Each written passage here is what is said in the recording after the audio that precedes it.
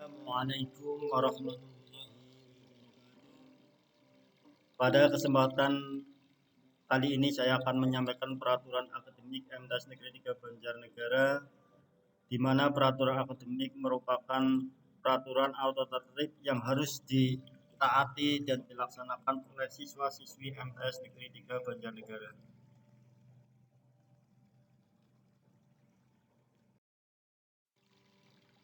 Peraturan akademik MTs Negeri 3 Banjarnegara yang pertama adalah tentang ketentuan kehadiran.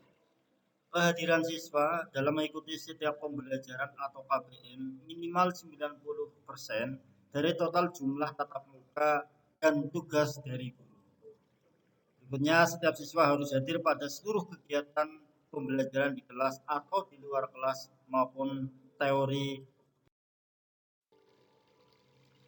Ada beberapa penilaian yang harus dilaksanakan oleh siswa-siswi. Yang pertama adalah penilaian harian, kemudian yang kedua adalah penilaian tengah semester, penilaian akhir semester, penilaian akhir tahun, dan pada saatnya nanti di kelas 9 adalah ujian atau penilaian yang harus dilaksanakan oleh siswa-siswi.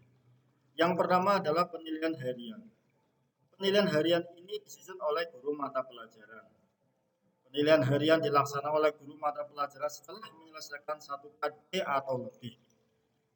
Penilaian harian berupa tes berbentuk uraian ataupun pilihan ganda.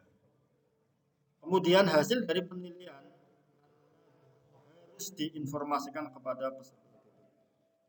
Peserta didik yang belum mencapai KKM harus mengikuti kegiatan remedial. Dan kegiatan remedial dilakukan paling. Yang berikutnya adalah penilaian tengah semester. Jadi setelah 6 atau 9 minggu, maka dilaksanakanlah penilaian tengah semester. Penilaian tengah semester ini juga untuk mengukur kompetensi dasar pada periode tertentu. Hasil penilaian tengah semester diinformasikan kepada peserta didik, kemudian peserta didik harus mengikuti remedial pada indikator yang belum mencapai KKM dan hanya dilakukan. Kemudian yang berikutnya, setelah 6 bulan, maka diadakan penilaian akhir semester. Penilaian akhir semester disusun oleh guru mata pelajaran. Penilaian akhir semester dilaksanakan pada madrasah secara bersama-sama untuk seluruh mata pelajaran di akhir semester. Cakupan penilaian akhir semester meliputi seluruh indikator, mempresentasikan seluruh kompetensi dasar pada semester tersebut. Kemudian penilaian akhir semester tertulis, yaitu pilihan ganda 40, uraian 5 soal. Hasil penilaian akhir semester juga diinformasikan kepada peserta didik paling lambat 7 hari. Peserta didik yang belum mencapai KKM juga harus mengikuti remedial. Dan remedial pada saat penilaian akhir semester hanya. Kemudian yang berikutnya adalah penilaian akhir tahun. Jadi harus bisa membedakan antara penilaian semester, penilaian akhir semester atau penilaian akhir tahun. Jadi kalau penilaian akhir semester itu berarti selama 6 bulan, dan setelah 1 tahun maka ada yang namanya penilaian akhir tahun. Kemudian penilaian akhir tahun ini juga dilakukan oleh bersama-sama guru mata pelajaran. Kemudian cakupannya sama ya, cuma yang membedakan di sini adalah setelah pada semester tersebut. Kemudian bentuk soalnya pilihan ganda juga ada. Dan kemudian peserta didik juga harus mengikuti remedial apabila belum mengikuti KKM. Dan kegiatan remedial dilaksanakan.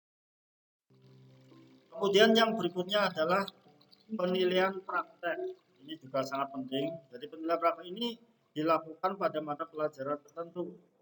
Penilaian praktek hanya dilakukan pada indikator yang bersifat praktek. Pelaksanaan disesuaikan dengan kegiatan belajar mengajar yang disusun dalam penjabaran ataupun RPP. Instrumen dan prosedur penilaian disusun dan dikembangkan berdasarkan ketentuan yang berlaku.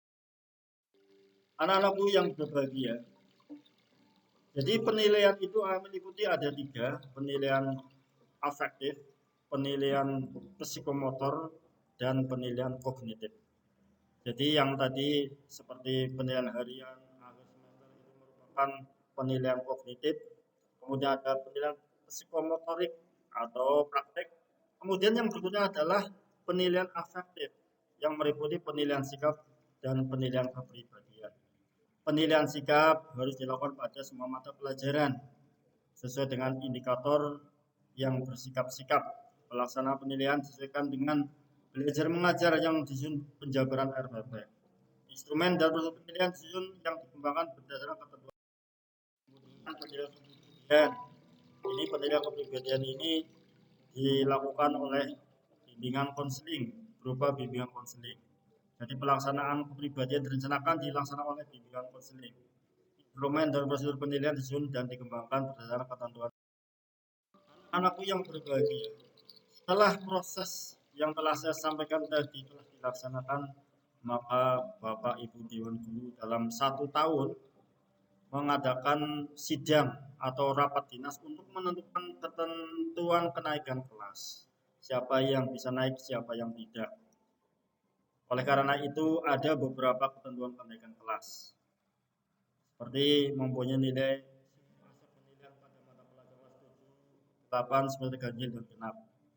Kemudian nilai kurang dari kriteria ketuntasan minimal atau KKM tidak lebih dari 4 mata pelajaran. Jadi kalau misalnya 5, 6 dan seterusnya, ini nanti akan mempengaruhi tidak kenaikan.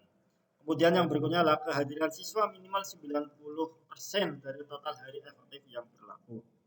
Ketidakhadiran karena sakit, izin dokter tidak diperhitungkan dalam ketentuan poin. Tidak hadir tanpa keterangan atau alfa maksimal 10 hari pada tahun pelajaran. Mempunyai nilai ekstrakurikuler. Mata pelajaran PPK tidak boleh kurang dari B. Demikian juga penilaian pada mata pelajaran akidah juga tidak boleh kurang dari B. Artinya harus B.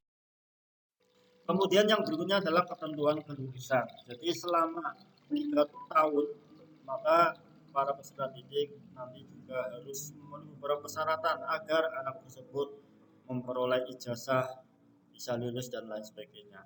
Yang pertama adalah menyelesaikan seluruh program pembelajaran dari semester 1 sampai 6, memperoleh nilai baik pada penilaian akhir seluruh mata pelajaran, lulus penilaian sikap atau asesmen kelompok mata pelajaran, lulus ujian madrasah asesmen dari satuan pendidikan yang ditentukan oleh MTS Negeri 3 Banjarnegara. Walaupun sekarang sudah tidak ada ujian nasional, akan tetapi madrasah tetap melaksanakan ujian madrasah untuk mengukur kemampuan anak dari semester 1 sampai dengan semester 6 dan menentukan kelulusan.